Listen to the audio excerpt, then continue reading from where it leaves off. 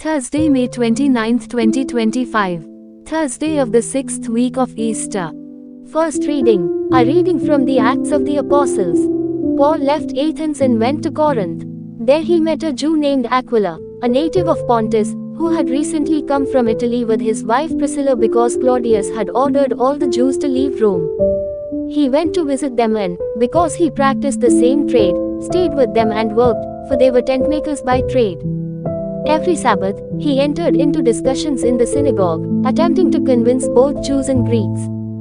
When Silas and Timothy came down from Macedonia, Paul began to occupy himself totally with preaching the word, testifying to the Jews that the Christ was Jesus. When they opposed him and reviled him, he shook out his garments and said to them, "Your blood be on your heads.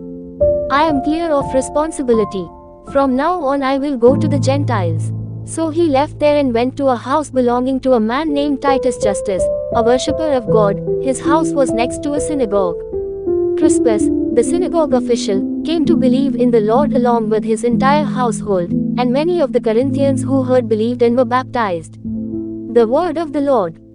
Responsorial Psalm. Let our response be, "The Lord has revealed to the nations His saving power." Or let our response be, "Alleluia. Sing to the Lord a new song, for He has done wondrous deeds, His right hand has won victory for Him, His holy arm." Response. The Lord has revealed to the nations His saving power. Or response. Alleluia. The Lord has made His salvation known, in the sight of the nations He has revealed His justice. He has remembered His kindness and His faithfulness toward the house of Israel. Response. The Lord has revealed to the nations His saving power.